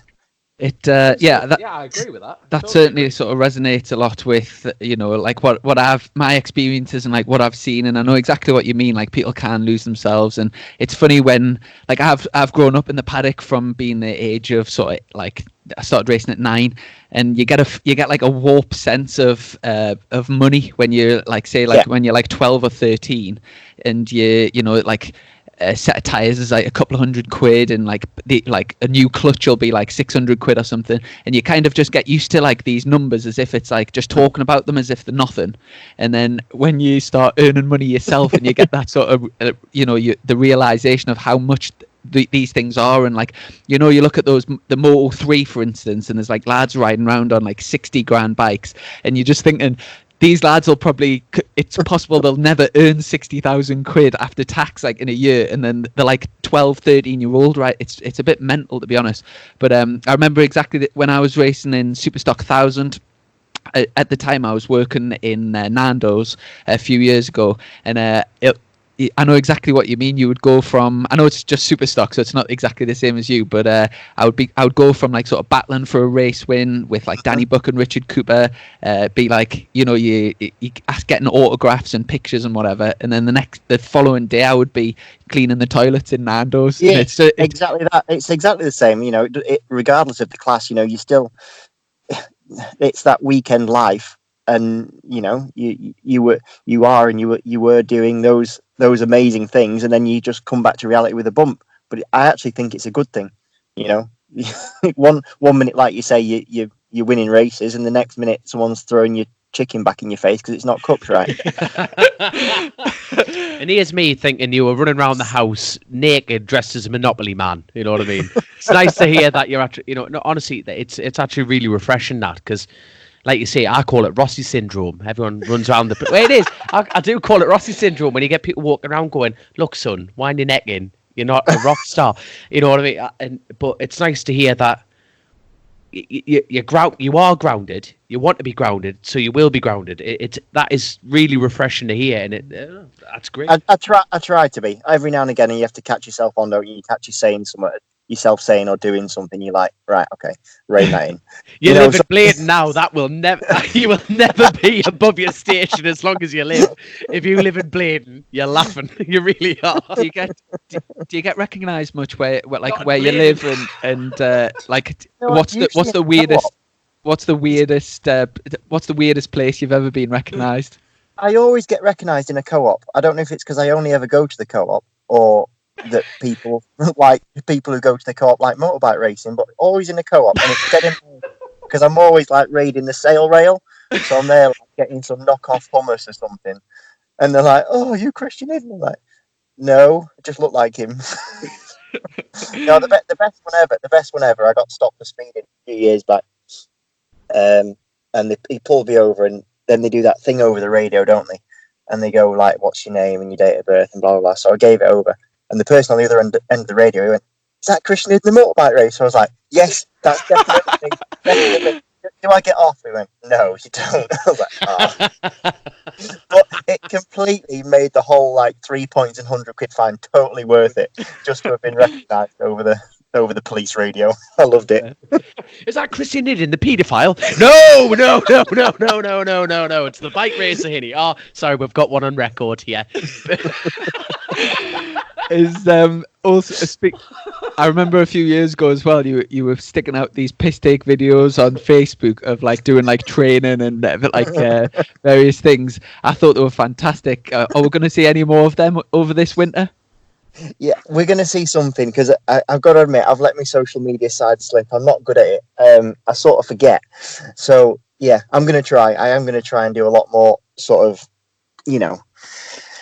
those sort of things. They're good fun, aren't they? I lost a bit of that. I did enjoy doing those things, and as much as you then get hated by a few of your peers because you are essentially ripping the mick out of them, it is, Well, we'll get involved next time you're up in Bladen. Give us a ring. We'll meet at the local Mackey's and we'll do something daft. Out of the sort of superbike grid, do you have any particular good friends, or do you have any particular enemy, like people you don't like? Enemies. I don't really have many friends, if I'm honest with you. You've got us. It's fine. Fine. Most of the people I always used to hang about with were all in sort of Superstock. I've got a good group still in Superstock that we call the Youth Club. So it's like Rob McNeely, Barry Teasdale, Morfitt, who now, he did race a few in stock, but isn't now. That sort of group. And we have a good sort of, every evening at the races, we go around to Youth Club and just sort of chew the cud, and it's good fun. I don't really hang about with anyone in the superbike class. Got a lot of respect for everyone. I don't really hang about with anyone. I'm just a bit of a... at the racing, it's kind of funny, especially in superbike, because everyone's in garages, so you don't see many people. Mm-hmm. It's actually a much more sort of sociable atmosphere when you're in the in the awnings, because you walk past, don't you? You walk past people's awnings and you look in and you say hello. Whereas in garages, you never walk past a garage. They're always, the doors are always closed. So I can spend a whole weekend and pretty much not see another superbike rider, other than on track. So it's kind of a weird atmosphere, really. I like how you've swerved the question about anyone that you don't like. There's no one I desperately dislike. I find someone has to do something pretty bad for me to dislike him. I'm quite... Hey, I tell you what, he's a hell of a good... he's a political speaker here. Have you noticed when he left Supermoto, he left Europe, Brexit happened, and now he's dodging questions like a bloody yellow belly snake here. What's going on? Dodging, honestly. I'm not dodging. Give me a name. You wouldn't even say you're British champion. Give me a name. I want a name. Oh, it's a good name. Give me a good name. Josh Brooks. Oh. Is it Josh Brooks? No, is it Josh Brooks? I like Josh. I like Josh. No, I do, honestly. He's like one of my favourites. He's one of them people I think good man. completely misunderstood. I think Can you get him on the pod? Get him on the pod. Like You should do. No. You get him. You get him because you're mate. You're mate. Go on, get him on the Say pod. that. It won't be as good as your interview, obviously, because he's Australian. You know what I mean? Clearly. So it's Yeah. no, good man, good. But no, I tell you what, honestly, I'm just looking at the time here, and we're flying through. You're always having good time and good crack and everything like that. But yeah, thank you so much for getting on this pod. You've been absolutely mint cracking, brilliantly honest about everything, and I can't thank you enough. Oh, well, cheers for having us. Like I said, I do listen, and I probably will listen to my own one. So we've got one more listener again. We really appreciate you coming on. And before you go, is there any what like your social media and your website, merchandise? Where does everyone find it? Well, I don't do any social media as we just said, but I will do. So it's pretty much Christian Iddon for everything. That'll be Twitter, and then Instagram and Facebook's Christian Iddon Racing, I think. But you'll find me. Frostbite Dick. It's kind of a bit of a weird name, so it's pretty much only me that'll come up. So you're pretty good to go. Yeah, and then I do sell some merchandise. Blackwater Graphics do it, so if you head over to their site and get representing, I've seen a few people with my hats on this year, which made me very, very happy. So I appreciate the support. And hopefully I'll see a few more people with it next year, because hopefully I'm going to do all right. Yeah, well, I've got to be honest. Like going into BSB next year, there's a few changes. Obviously Bradley Ray's going over at the BMW, and obviously you've moved. But in terms of for me, I think you would be a great outside bet for taking the championship this year. And I think you can definitely, obviously the bike, no question. And I think as long as you stay injury free, you've shown your pace. I personally think you're a better rider than Tommy Bridewell's, and I think you're certainly capable of taking it to Josh Brooks. So I think we're in for a really good season. What's your best your race result so far in Superbikes? Superbike, I've had a good few seconds. Well, I'm pretty sure that we'll be seeing that first victory coming very soon. But from me and Dom, we wish you both all the best for the 2020 season. Really looking forward to you taking it to the front, guys. And we'll catch up soon. Perfect job. Appreciate it. Thanks for having us on. Take care, young, and enjoy your motocross career after this when we've got you a job. See you in a bit, son. Cheers, mate. Bye. So do you know what? I think that was my favourite interview that I think we've done on the podcast so far. Really enjoyed that. I know it was a bit long, but had loads of good crack and such a nice, grounded, down to earth lad. What a lovely, lovely man he is, and obviously he listens to the pod, so he's up there with Jesus in my opinion. But I totally understand what he was saying about his family doesn't want him to do the road, so therefore he respects that. But I totally agree. Deep down, I think you'd make a great. He'd blitz it. I honestly, absolutely think you'd absolutely blitz it. I really do. Mm-hmm. But the mad thing is, it's like he's not hiding behind. At the end of the day, that's his belief. He doesn't want to.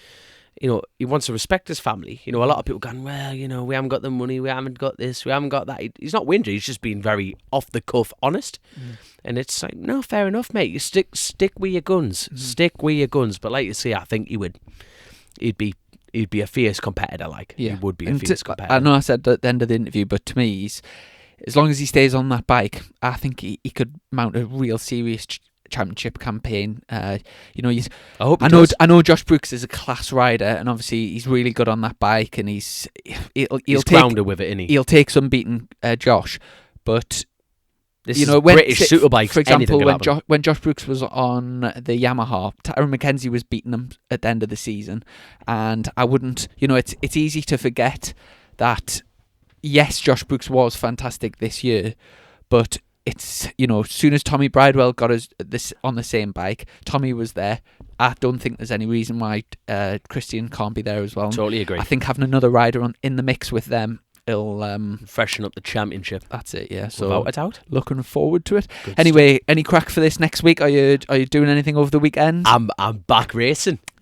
I'm back racing again. So I'm racing with the British Mini Bike Championship. Mm-hmm.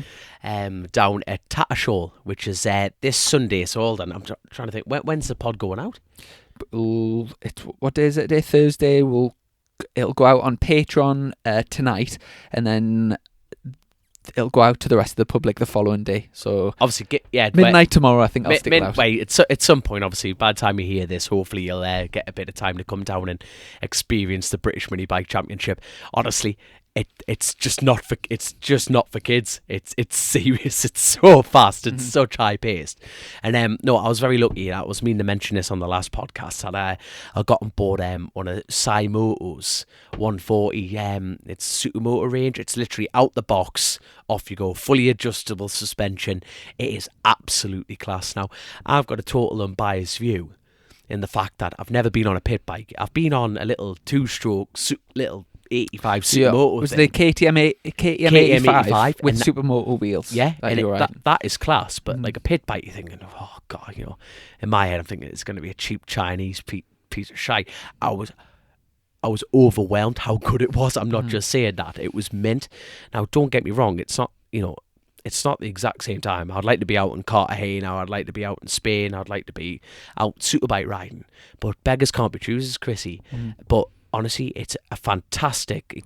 It's keeping my head sharp, and I'm doing twice as much riding as I've ever done. Normally, I just get on the bike at Croft at the end of March and then go straight to the northwest, and it's like, whoa, you just can't replicate bike time. And you came back with a bit of silverware last I did.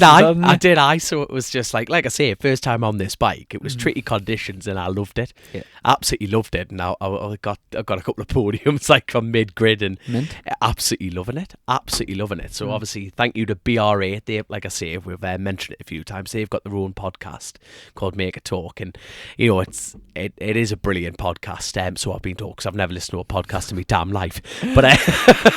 There's a rumour going round. They started it. They started it. That's pretty much it.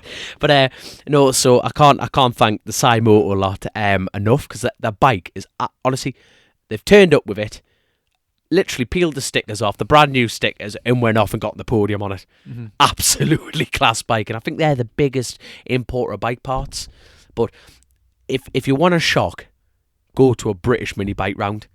Like, for spectating, all you bike fans who are listening to this, who want to get their fix on racing, there is a round coming up this weekend, and just check out their website. It's proper vicious, like it is seriously vicious. I seen that BR8 had Richard Cooper on the podcast this week, so if you're wanting to hear about how he's been getting on over in New Zealand and anything since he was on our podcast, then you can check theirs out. Obviously our podcast is better, so you're not missing anything. You'll be kicking me when he sees me next, but no, that's so I'm looking forward to the next round on that. Looking forward to get back on the motorbike, and obviously the KTM, and just having a general, pardon me language, but a general fuck about, Chrissy. Are you doing much graft at the moment? Whereabouts you grafting? Oh, mate, I found something that I thought I'd never find again the other day. We call it woodland treasure. Right, do you know what woodland treasure is, Chris? I'm guessing it's going to be a euphemism for something sexual. Yeah, damn right it is. Right, basically when I first started, right, we call it woodland treasure. Now, back before your phones and stuff, obviously all the lads, right, woodland treasure is porn. Right, like bin liners of porn mags, and you just think to yourself, right, who has found, right, like gone round and gathered magazine after a bin liner full of dirty Raz mags, like proper filthy 70s porn, and you just think, who's gone off into the woods because they're too scared to go to the tip and just gone sling straight off into the nearest wood. So anyway, I've got my own theory on that. I reckon it'll be some like raging wife that went upstairs. They've went to put the socks in the drawer, and they've what is this filth? And they've stuck it all in a bag, furious. And when they've been out walking the dog, they've thought, I'll show them, and just chucked it in the woods. Ironically, the probably just goes back into recycling. Honestly, it's funny as hell, man. You've a bin line of like 70s dirty porn, man. You're like, oh my god, back when mullets were on. You know what I mean? I couldn't believe it. So obviously, all the lads took 10 minutes break and obviously just started filtering through dirty old porn mags. I was bad laughing. But Woodland Treasure, don't let your kids go off walking in the woods by themselves. It's dangerous. But just a quick, I suppose it's a kind of like an apology. We didn't get around to asking Christian some of our questions from our patrons. We covered some of them, but there was a few good questions, and the interview just went on so long we didn't quite get a chance to answer. But one of the good questions that I thought was, sort of different, Kathy Jones-Parry said, if he could choose a skill or a trait to steal from one of his competitors, what would it be and why? And I'm going to put that question to you, Dom. If you could steal one of your competitor's traits, so like a skill or just a... John McGuinness's wallet, is that a skill I can nick? McGuinness's wallet. Right, we'll go for that one. And other than that, we're pretty much covered. Also, we had thank you for joining Ben us. Wrench asked a good question about why the BMW's never really cut it at either BSB or World Superbikes for the championship. It's never been consistently there. Well, the Ducatis you see, I think it's the Ducati dominance that have taken the shine away on that. Hold on, Siri's kicking off. Is that the new footage? That's crap, that. It just keeps cutting. Can you get Woodland Treasure on it? Hey Siri. Siri, what is Woodland Treasure?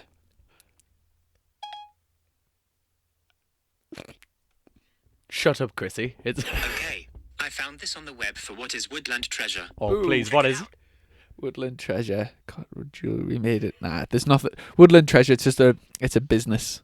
Not that type of business. Chucking bin liners of porn into the wood. But anyway, what was the question? It was about the trait. If you could steal one of somebody's trait. Oh no, we answered that. It was the BMW not being competitive. Well, I just think it's the Ducati dominance. I really do. I know, but you say Kawasaki have dominated when stock. You look at like when BMW was like, it used to dominate stock massively. But when you look at the front lads, stock 1000 this year. Obviously, Cooper was on the Suzuki, and then you got Lee Jackson on the Kawasaki.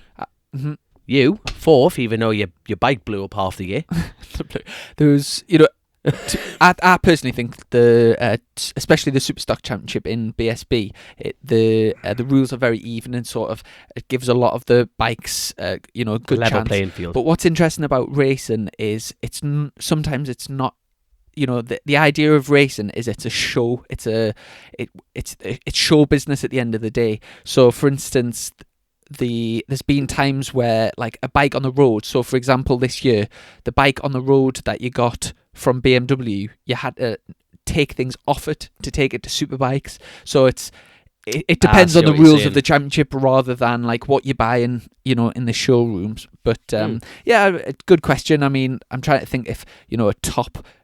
Somebody you would class as a championship contender has been on a BMW in say World. I mean, the last time they were running at the front in World Superbikes, off memory, would be sort of Leon Haslam and Marco Melandri were quite competitive on them years ago. I just don't think they're pumping the money into it, which is fair enough. This year, Tom Sykes has been very, very fast in qualifying, and when he's by himself, he can string a lap together. But the bike's just so slow on the straights that he gets mullered. Kawasaki's and Ducatis just fly past him. So good question anyway. Interesting one.